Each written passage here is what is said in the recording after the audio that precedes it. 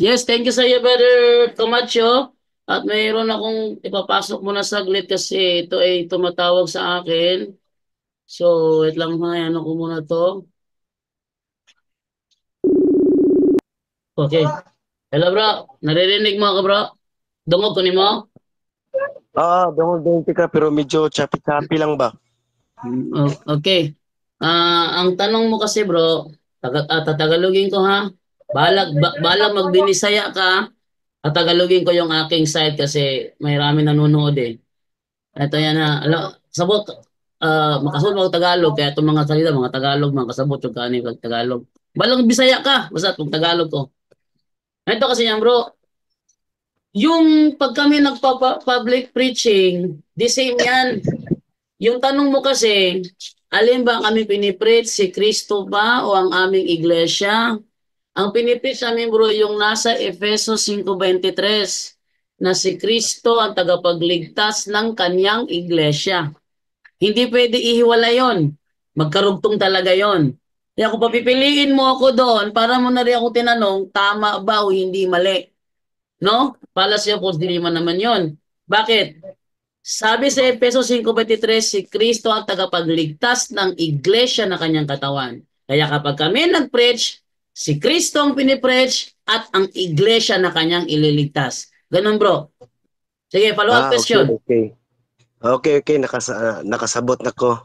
So, ang akong follow-up lang bro, ani bro, ang kana bang iglesia nga nasa Epeso nga imong gikuan karon gi-point is naa ba na si pangalan nga religion? Sama aning Roman Catholic Church, sama ning SDA, sama ning Born Again, sama ning Methodist, unsa ba na mga klase nga kuan pangalan nga naay kuan nga naay kalabutan sa ginatawag natong mga religion or sekta nga kuan, unsa man na siya bro, naba na siya pangalan nga iglesia na gi-point ni Mudra? Na ba siya pangalan o wala? Okay, thank you sa ang kanyang tanong mga kapuntos is yung iglesyang tinutukoy ba sa Efeso 5:23 may pangalan ba yon? Yes, may pangalan na yon. Okay? May pangalan na yon. Kasi nung taong At 110 AD, nung taong 110 AD, isang Bishop of Antioch ang nagbigay ng pangalan sa iglesyang tinutukoy sa Efeso 5:23. Ang kanyang binigay na pangalan, Iglesia Katolika. Alam yan ng mga ministro ni Manalo, kaya ang kanilang binasa eh. The church founded by Christ is here for the first time called the Catholic Church. It was Saint Ignatius who invented the name. The name, hindi ang church ang in-invent, ang name lang. Sabihin, yung mm, iglesia sa Efeso 5:23 may pangalan na yun ngayon. At ang pangalan niya ngayon ay Iglesia Katolika, Apostolika Romana. Hindi yan ang iglesyang tatag ng mga born again, hindi yan ang iglesyang tatag ng mga Baptist, yan ay Iglesia Katolika, Apostolika Romana. Yan ang sagot ko, bro. sige, okay bro. Sige, sama si mong ingon ka na nga Epeso na ano na say pangalan sa 33 ED or kuan sa mabasa na to sa 2 Timothy ba ni 3:15 even sa Mateo 16 bersikulo 18 kana nga iglesia nga gihinganlan dira nanana si pangalan karon bro basahin daw ko true to Bible nga naay relihiyon nga gipanganlan kanang Roman Catholic Church kay kamo may nagaklaim mong gunana Oh, bro lisod sige. mago nga magaklaim ta niya wala tay ipakita nga prueba kung na kay mabasa siguro bro sa inyong book sa inyong Catholic book inyo man na pero kung imo kung basahan sa Protestant book aka na o yun ko na balhindahin ko kay muskwila kong safety kana Oh, lang bro. very good. Sana magkaroon ka ng isang salita ha. Yes. Ang babasahin ko O, ngayon bro ay Biblia Protestante. Yan. Bro, dili na dili Tagalogin na mo yung tampered sinabi bro mo. dili na Ah, tampered nga sa magibuhat ni hindi Wilder Talibong. hindi bro kahit bumili ka pa sa Amazon.com, mabibili mo siya Bro, dyan lang. kahit yes, Brother John Ray. Papatagalog ni Brother Angel, tatagalogin ko Brother Angel. Magsi-CFD. Magsi-CFD siya Brother Angel kapag may nabasa si Brother Jando na Oo, Iglesia Katolika sa Biblia na sa Protestante Biblia. Bible, hindi daw Katolik. So Oo. magkakatoliko siya, magsi-CFD pa pag may nabasa si Brother Jando, Protestant Bible, ang ang pangalan Iglesia Katolika, Roman Sige. Catholic. Okay. Brother Ayan, Jando, ang Brother dami Jando. pa naman Yes, yan. Brother Wendell. Brother Wendell, go ahead. Ito talaga lusot nila pag may mabasa tampered na. So Ah, bigyan ko muna ng isang ma-order ito online. Protestant ito na Protestant yan. Protestant to. Pakita natin Nangyari ha. na. Ang daming Bible. Pakita natin ha. Sige, pakita mo, Brother Wendell. Go ahead. Yan, chapter 10 verse 16 sa Protestant na ito. Iba Si ito version sa na, o si kay version bro. iba ito. Yan ay version na, ano yan, Brother Wendell? Ang version, Brother Wendell? A plain and familiar explanation, paraphrase Bible.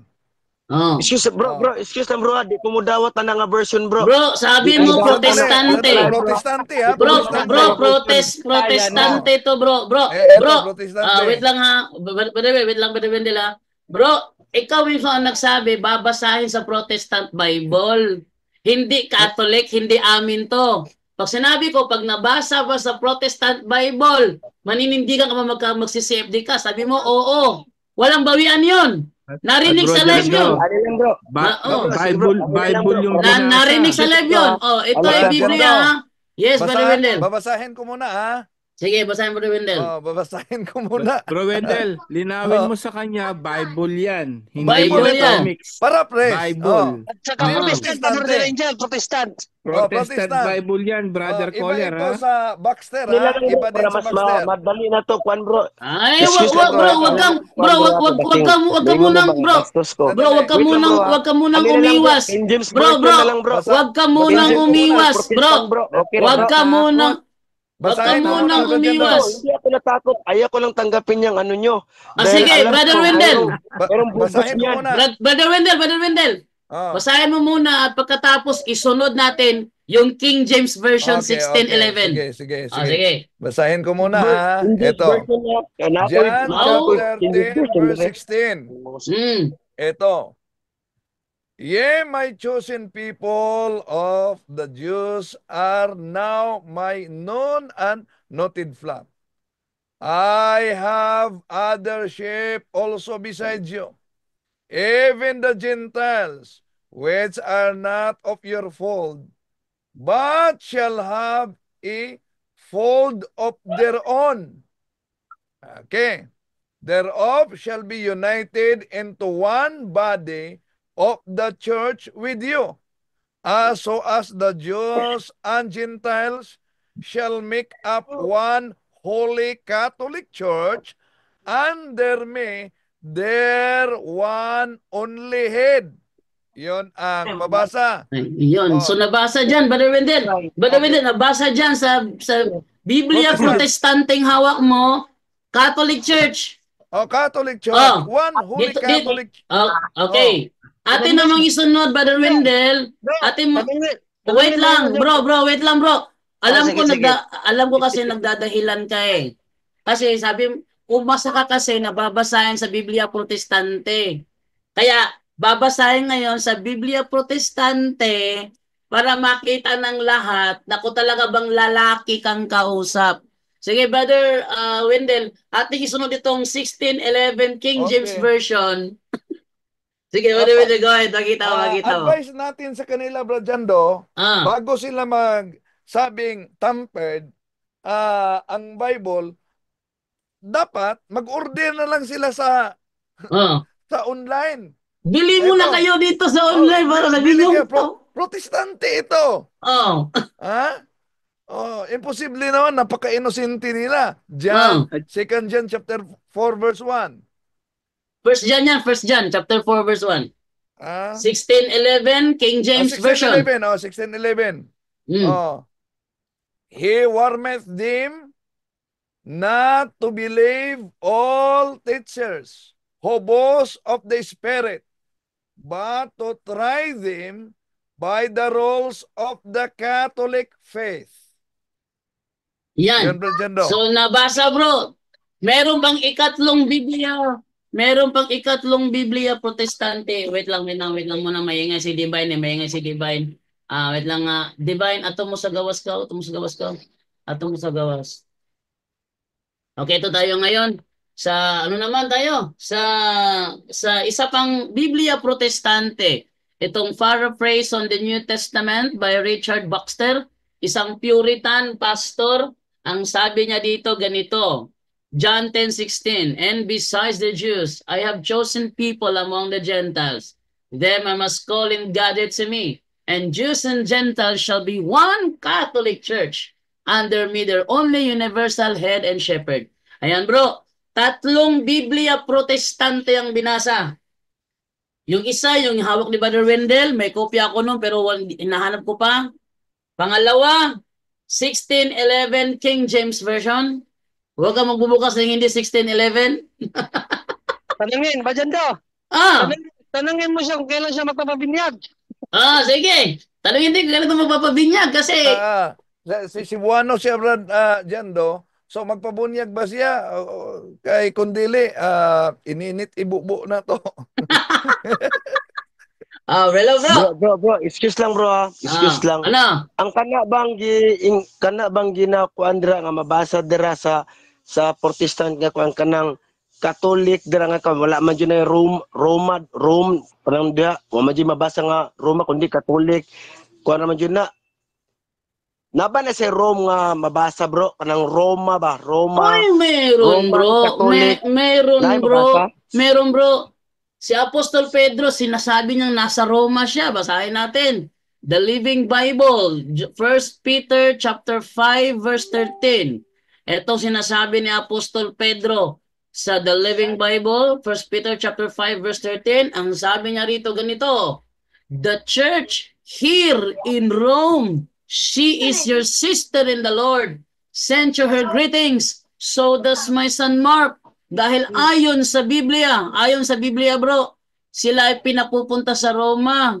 Gawa, Kapitulo 23, versikulo 11, ang sabi ganito, kinagabihan, nagpakita ang Panginoon kay Pablo at sinabi sa kanya, lakasan mo ang iyong loob kung paanong nagpatotoo ka tungkol sa akin dito sa Jerusalem. Kailangang magpatotoo ka rin sa Roma. Kaya pagdating sa Roma 1, Kapitulo 1, versikulo 7, sa inyong lahat na nasa Roma, mga minamahal ng Diyos at tinawag upang maging mga santo, sumainyo nawa ang pagpapala kapayapaang mula sa Diyos na ating Ama at sa Panginoong Jesucristo.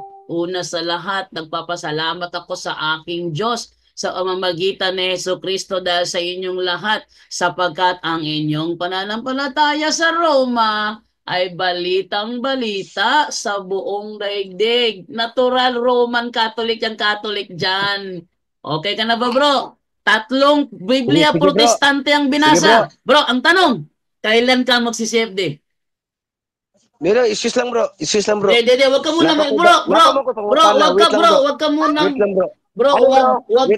wag ka muna mag-excuse bro kasi sabi mo kasi pag may nabasa sa Biblia Protestante, hindi Katoliko, maniniwala ka at magsi-CFD ka. Ngayon, binasa. Wait. Ano na lang, ganito na lang. Wait lang ha. I-send na sa kuang messenger ang kanang tulo ka book nimo. Ang kanang tulo ka book ni mga Protestant. Binasa na bro. Bro, wait lang muna. Isisend ko sa'yo. Bro, isisend ko sa'yo bro. Pero sagutin mo na ang tanong. No, sagutin mo na ang tanong. Rajado, dagdag ng kondisyon. Dami mong kondisyon eh. Dagdag kanina wala. Huwag ka muna mong kondisyon. Binagsakan mo ako ng deklarasyon mo eh. Na kapag nabasa, ngayon nabasa, dagdag. Magsi-CFD ka. Ngayong binasa, tatlong Biblia Protestante binasa. Kailan ka magsi-CFD? Tampard. Wala. Sige. Bro, hinahamon kita. Mag-order ka sa online. Pag may nabasang Catholic dyan, magpapabinyag ka sa akin? Sakit talaga. Ayaw sa istorya ko. Ano? Ang gitanguan mo. Hindi. Bro, ikaw ang nagsabi. Bro, yung sinabi mo kanina na kapag nabasa sa Biblia Protestante, magsi-CFD ka. Totoo ba yung sinabi mo na yon o nagsisinungaling ka? Walang condition kanina yun, bro Jando. Walang condition. Paminawas ako, bro Jando. Para, kwanta ba, natay respeto sa tumatagos sa akin. Respeto ba ko sa inyo? Kaya ako may nanawag, nirespeto ko sa inyo, gipaminaw ta mo. Ang ako lang concern na i-send na sa kuha ang kanang tulo ka version ninyo nga gipambasa ninyo karon para ako pong maistadihan kung tampered ba na siya o dili. Diha na ko. Bradyando. Kung hindi tampered, bro, maistadihan. kung mapatunayan mong hindi tampered, bro, anong gagawin mo? Wait lang bro, mo gani gi-challenge ti ka, i-send sa ko ang messenger para ang kanang tulo ka book nimo nga, ang tulo ka version nimo para akong maistadihan kung naaabag yun na siya ay mabasa og dili siya tamper. Yan nga bro, kung mapatunayan bro na kung mapatunayan mo bro na tampered na ano yan, na hindi tampered yan bro, anong gagawin mo? Magbabayad ka? Bradyando. Dili, no, wait lang, wala ako nag-ingon na na. Sige, bro, eto bro ha, palitan ko yung tanong. Bro, palitan ko yung tanong bro ha, palitan ko muna yung tanong. Sabi mo kasi kanina, bro, tumahimik ka muna bro, di tayo magkakaroon ito kung ikaw lang sa nagpapalusot eh. Bro, tumahimik ka muna ha. Gusto ng inyo ang mga... Bro, tumahimik ka muna bro. Makinig ka muna kasi hindi mo ako maunawa pag hindi ka makikinig dyan. Tahimik ka muna, okay? Bro, tahimik muna ha. Eto ha. Sabi mo kanina kapag nabasa sa Biblia Protestante, mag-CCFD ka. Totoo ba yung sinabi mo na yon o nagsisinungaling ka doon? Tinuod to, pag naa kay ihatag sa kuha nga tulo ka version, isend nimo sa kuang messenger. Ngayon bro, kung isend ko sa iyo, messenger mo, at mapatunayan mong hindi tampered ang mga yan, anong gagawin mo? Mo gani paminan sa bro. Hindi, sagutin mo na bro. Kung bibigyan kita ng screenshot ng naturang Biblia at mapatunayan mong hindi siya tampered, ano ang gagawin mo? Bradyando. Yes, Brother Wendell. Una, hindi magiging prueba yung screenshot lang na ipadala. Ang isang prueba na hindi tampered, talagang nakasulat, hindi mag-order na lang siya. Ganyan na lang bro. Ganyan na lang bro. Order ka na lang sa online bro. Bigay ko sa iyo ang mga link bro. Order ka na lang sa online. Kaya mo. Sige bro. Brother Wendell, ang katong mga, bigyan mo ko ng ano, Brother Wendell. Brother Wendell, bigyan mo ko ng ano, Brother Wendell, yung link ng Bibliang ginamit mo una. Kasi, nung sa akin kasi, picture lang ng page eh. Bigyan mo ko ng ano, Brother Wendell, nung link nun, sa mga order yon. Bigay ko naman sa kanya ang link ng Richard Baxter at ng ano ng King James version 1611 para ma-order niya sa online. Okay. Sige bro, Jando. O yun ko nag-iingon ni bro Talibong. Ang tanong bro, kailan mo o-orderin? Para ma-update talaga kita. No. Ano mo order mo kung nga naman ko kay Herman? Tulo ka version man ka na ko kay Herman. Ang akong gipasabot, isend sa kuha kung unsa to mga bersikulo ha, unsa to mga kapitulo ha, ug laban sa tanan, unsa to mga version. Bro, mas maganda isend ko sa iyo ang link para ikaw na mismo ang mag-order o yung kung may kaibigan kang mapera, siya pa orderin mo at pagdating sa inyo ng Biblia, ano ang gagawin mo kung nandoon nga ang sinasabi ng talata? Sige. Anong gagawin mo kung nandoon nga pagtanggap niyo ng libro, may kaibigan mapera, orderin nyo, bigay ko sa yung mga link, orderin nyo. Kung sakali nandoon talaga sa talata ang binabasa namin, ano ang gagawin mo? Eskwela lagi ko save this. Hindi eskwela. Magpabautismo ka talaga. Yun ang gusto ko. At bago ka mag-aral ng save day. Gani, ang akong challenge mo ha. Brother Wendell? Maliban pala sa pwedeng i-order ito, may archive pala na pwedeng i-download nila. Saan, Brother Wendell? Bigyan mo ko ng link. Send ko sa iyo ang link ng archive ha. Sa Bible na unang binasa ko. Sa BB Face, Brother Wendell, para madali na para makakuha ng kopya yung iba. I-send ko ang archive. Pwede pala. So, sa mga naghahanap na protestante, pwede ma-research nila. Nasa online lang yan. No? Sige, imposible naman. Napaka-inosente nila pagkatapos ang lusot nila dahil may mabasa, tampered na. Sige, at ating i-prove sa kanya, hindi tampered to. Bigyan mo ko ng link, Brother Wendell, para i-save ko sa kanya ngayon. Padala ko na sa chat Babyface. natin. Sige. Yung archive muna, archive muna. Yung Ito. archive muna. Sige. Napadala ko na. Sige. So, wait lang muna bro ha. Kunin ko muna yung link na pinadala ni Brother Wendell at i-send ko sa'yo. Wait lang sige, ha. sige, salamat, salamat. Ito bro. Ito yung unang archive na sinend ni Brother Wendell. Ano nga pangalan itong caller natin? Si JJ. JJ. Gege. Okay no? Gege. Wait lang ha. Ito. Gege. Tingnan ko muna dito yung caller natin. Ito, Gege Jubay. Ito, yung binasa ni Brother Wendell. Hindi, Yan. Brad Jando. Sandali ah. Sandali sa muna, Brad Jando. Ito. yan? Ito ang binasa ko. Itong pangalawang link. Itong pangalawang link. Ito ang binasa ko. Yung Sa ano. John chapter Yung pangalawang 10 link. verse 16. Ito. Sige. Ito, ito yung kanyang pangalawang link. Ito bro. Ayan bro, sinin ko na sa'yo bro. Ito na lahat, bro. Bro, Jando. Hindi, sinin ko na sa'yo yung specific na ano na John 10:16 Brother Wendell. John 10:16. Wait lang ha, paano ba ito hanapin? Anong page ito ang John 10:16? Sige. Binigay sa iyo ni Brother Wendell yung kanyang binasa. Bigay ko naman sa iyo yung pangalawa. Wait lang ha. Pangalawa. Sige bro. Salamat bro. Kaya para maistudihan po na ako bro. Bro, follow upin kita ha. Baka sinungaling ka eh. Mahirap na. Nakoy prideful bro. Masking born again ko, nakoy pride. Lagi. Kaya basi mo mukha ito bako eh. Gani, basta i-send lang kato lang para paano to ba ma-prove na to lisod man gud Ito yung pangalawang ano Biblia ang ginamit. Yan. Pero pangalawa, ipa-order mo sa kaibigan mo mapera para magkaroon ka ng kopya. At di mo masabi na tampered yan. 1611 King James Bible.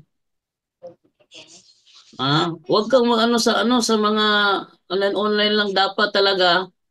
Meron pala sa Lazada nito. Meron sa Lazada. Hardcover. 3,729. Mahal mo pala to sa sa Lazada. Pero di alam. Mag-ingat din sa Lazada. Brajando, dahil nag-order ako. Hinintay ko talaga.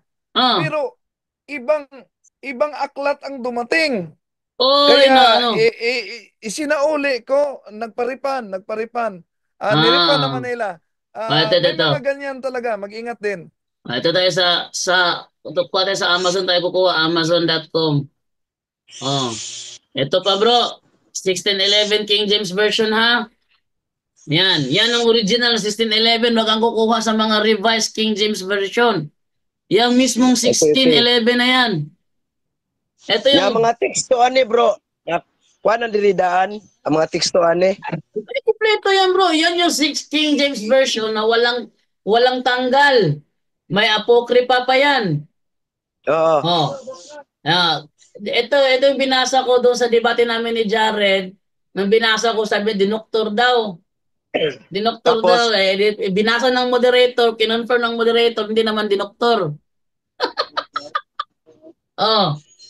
Eto, mas maganda talaga na ikaw yung bumili para makita mo sa sarili mo na hindi yan tampered. Mahirap kasi kapag tampered eh. Sige bro. O kaning kuan, ang kaning akong gipasabot bro ba, kaning prasaan ni katong gibanggit ni Wendell Talibo nga bersikulo teksto na kuan ani? Maano? Mandintify ani nga mga box. Yes.